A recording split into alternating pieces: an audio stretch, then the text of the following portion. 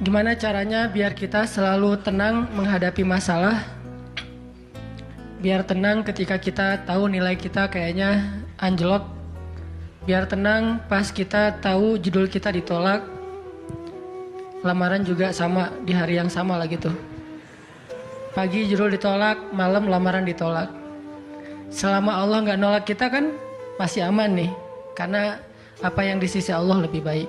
Gimana caranya kita biar gak panikan ketika ada masalah? Walaupun sedih, itu fitrah manusia sedih. Cuman ada yang sedihnya wajar, ada yang sedihnya sampai berlarut-larut atau putus asa. Bentuk keputusasaannya macam-macam. Ada yang putus asa dengan bunuh diri, loncat dari jembatan, ternyata gak meninggal, gagal bunuh diri gitu kan.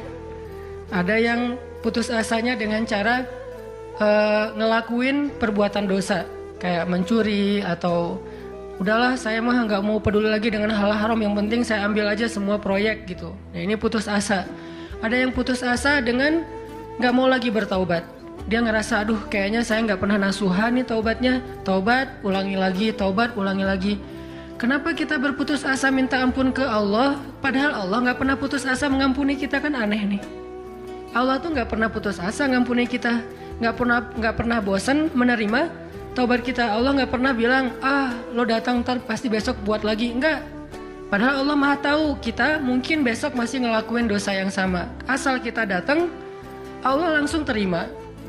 Seolah-olah Allah tuh kayak husnuzon banget sama kita, walaupun pastinya Allah tahu tentang apa yang akan kita lakukan di masa yang akan datang. Ini artinya kenapa seseorang jadi putus asa, jadi berhenti untuk mencoba, jadi tidak lagi berharap apa-apa, jadi pesimis, jadi tidak survive dalam masalah, jadi penuh khawatir menghadapi hidup.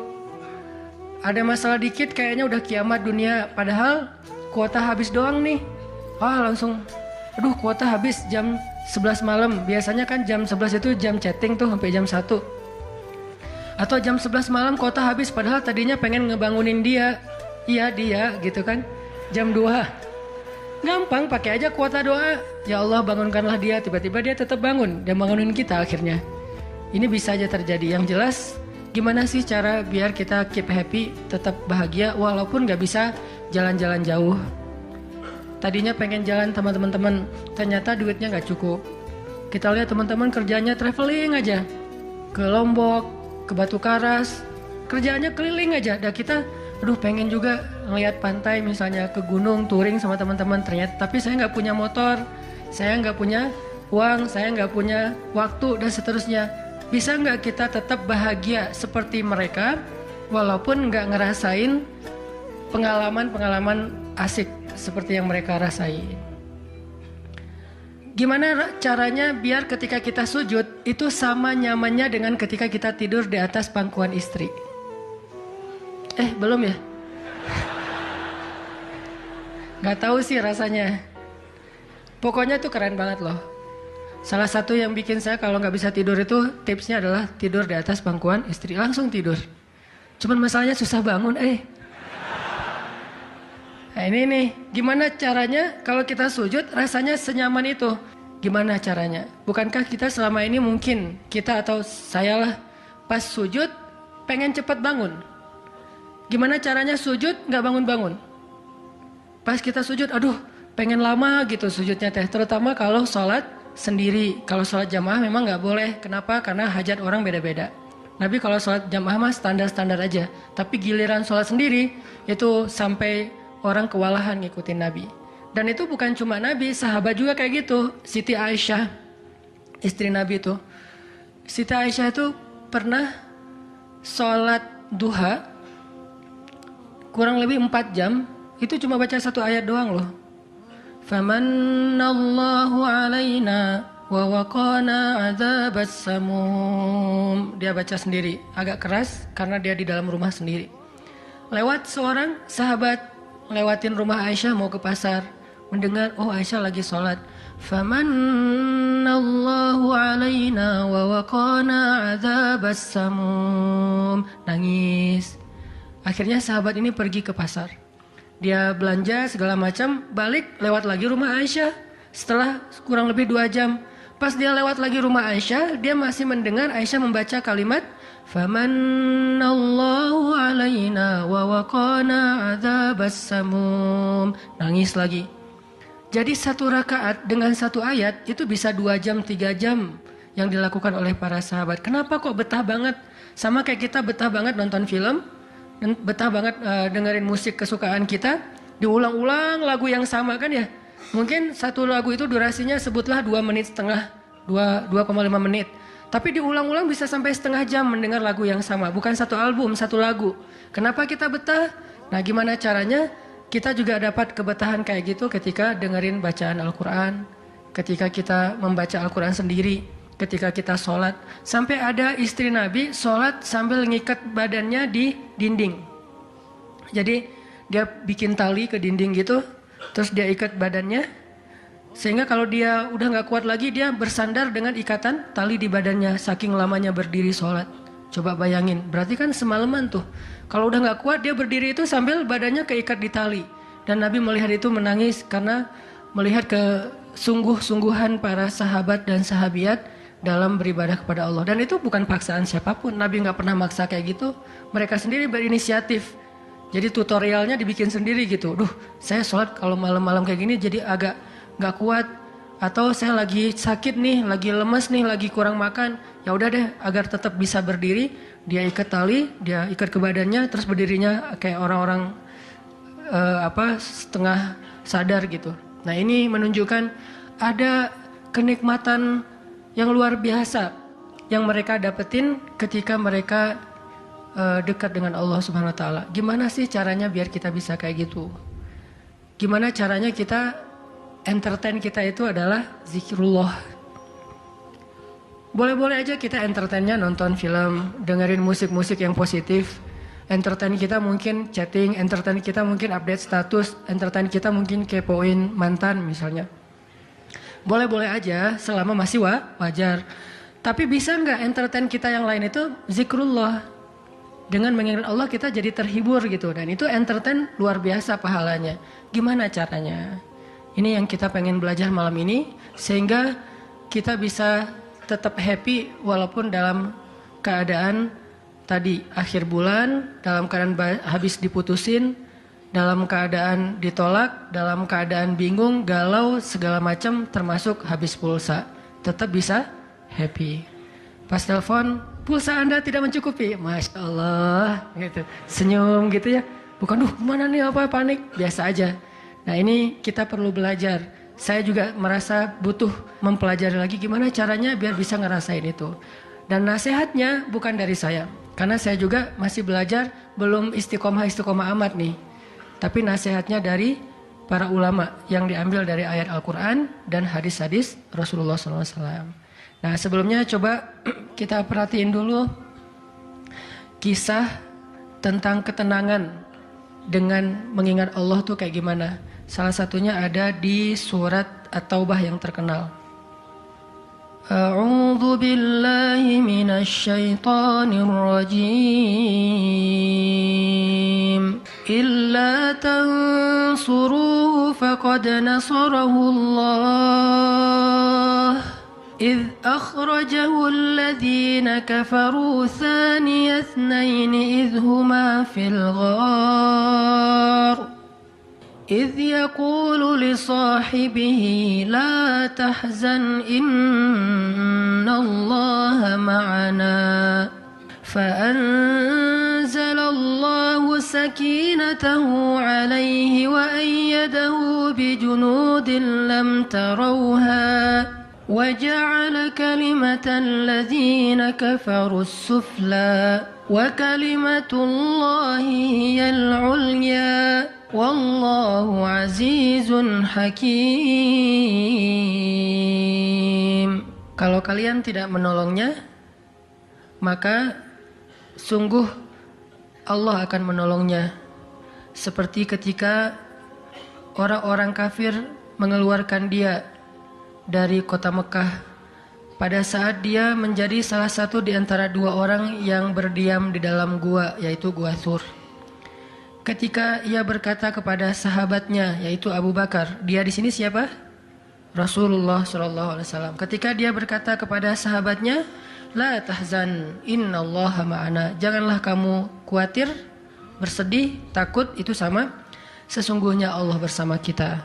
Maka Allah Subhanahu wa taala menurunkan rasa ketenangan kepadanya dan menolongnya dengan tentara yang kalian tidak bisa melihat. Sehingga Allah menjadikan kalimat orang-orang kafir itu menjadi dikalahkan atau rendah, dan kalimat Allah adalah kalimat yang tinggi, dan Allah Maha Perkasa lagi Maha Bijaksana. Ini kan kata-kata yang paling populer ya, la tahzan innallaha ma'ana. Tips pertama kalau kita pengen bisa lebih tetap tenang, happy ketika kita dalam tekanan adalah kita tuh emang harus punya sahabat yang selalu mengingatkan kita kepada Allah Subhanahu wa taala. Sahabat yang mengingatkan kita kepada Allah. Ini yang terjadi kepada Abu Bakar As-Siddiq. Sekelas Abu Bakar yang imannya sampai ke derajat Siddiq, bukan cuma mukmin loh, Siddiqun. Kan ada mukmin, ada muttaqin, ada siddiqin. Ini udah derajatnya Siddiq. Arti Siddiq itu udah nggak ada lagi keraguan di hatinya. Udah nggak ada lagi masalah sedikit pun. Ketika orang-orang ragu, Abu Bakar tetap yakin. Salah satu kasusnya pas Nabi pulang Isra Mi'raj. Nabi bilang bahwa saya baru pulang dari Palestina dan baru naik ke langit semalam. Diberitakan ini kepada orang-orang kafir Quraisy, tapi orang-orang kafir Quraisy nggak percaya. Lalu ketika para sahabat-sahabat lain mendengar, mereka kayak ragu-ragu gitu, bener nggak ya, bener nggak ya? Lalu ketika ditanya kepada Abu Bakar, ya Abu Bakar, lihat tuh teman kamu makin gila aja. Emangnya kenapa, kata Abu Bakar? Dia ngaku-ngaku baru pulang dari dari Palestina. Dia ngaku-ngaku baru pulang dari langit. Katanya Isra dan Mi'raj semalaman, dalam waktu 1 malam. Lalu Abu Bakar bertanya, siapa yang bicara kayak gitu? Dia atau kalian? Kata mereka, Muhammad yang ngomong kayak gitu langsung kepada kami. Kata Abu Bakar, kalau Muhammad yang ngomong kayak gitu, maka benar. Dia nggak mau tanya gimana caranya, berapa lama waktunya, kapan, siapa yang membawa dia. Nggak nanya apapun. Kalau Muhammad yang ngomong, maka itu benar. Ini artinya siddiq, nggak banyak tanya, percaya banget. Kalau ayatnya kayak gitu, udah cukup. Kalau hadisnya kayak gitu, udah cukup. Kalau kata ulama kayak gitu, saya ikut. Nggak ada kenapa kayak gini dan seterusnya, nggak. Ini menunjukkan Abu Bakar itu orang yang sangat luar biasa imannya. Tapi dia tetap manusia. Gimana pun imannya udah kuat, mantap, siddiq, ketika ada masalah, sifat dasar manusia itu keluar lagi, yaitu khauf, rasa khawatir, takut. Dan yang luar biasa, khawatir dan takutnya Abu Bakar itu bukan untuk keselamatan diri beliau. Abu Bakar itu khawatir terhadap keselamatan Rasulullah SAW. Jadi bukan keselamatan Abu Bakar. Kalau kita mungkin khawatir terhadap keselamatan diri sendiri nih. Kalau Abu Bakar derajatnya khawatir terhadap, gimana ya Rasul, kalau mereka ngelihat ke bawah, ke kakinya, pasti kita akan ketahuan. Karena mereka sembunyi di sebuah lubang, nggak gua sih, kecil, lubang di bukit Jabal Thur. Dan orang-orang kafir Quraisy sudah datang ke lubang itu, berdiri tepat di pintu gua. Kalau mereka ngelihat ke bawah, udah ketahuan tuh, kelihatan Rasulullah sama Abu Bakar. Sehingga Abu Bakar berkata, ya Rasulullah, kalau mereka ngelihat kita sedikit aja ke bawah kaki mereka, mereka akan menemukan kita. Gimana ini ya Rasul? Saya khawatir terhadap keselamatanmu. Apa kata Nabi? Ya Abu Bakar, ma dhannuka bithnain, Allahu salisuhuma. Wahai Abu Bakar, kenapa kamu pikir kita cuma berdua? Allah yang ketiga di antara kita. Baru la tahzan, innallaha ma'ana. Jangan khawatir, Allah bersama kita. Kata-kata ini kalau diucapkan oleh orang solih pada waktu yang tepat ketika kita ngalamin satu masalah besar, itu akan luar biasa memberikan efek ketenangan buat kita. Tapi waktu yang tepat. Kalau normal-normal aja kayaknya agak kurang ngaruh nih. Makanya kata-kata kayak gini itu timingnya tuh harus pas. Dan yang mengatakan orang yang memang punya aura kesolehan yang luar biasa. Sekelas Rasulullah kurang apa? Itulah sebabnya kenapa kita harus punya banyak, atau setidaknya kita punya seorang sahabat, seorang teman yang solih, yang sering mengingatkan kita. Minimal istri. Kenapa? Karena kalau kita galau dalam urusan kerjaan, nanti pas kita pulang ke rumah, yang akan bilang la tahzan innallaha ma'ana adalah pasangan kita.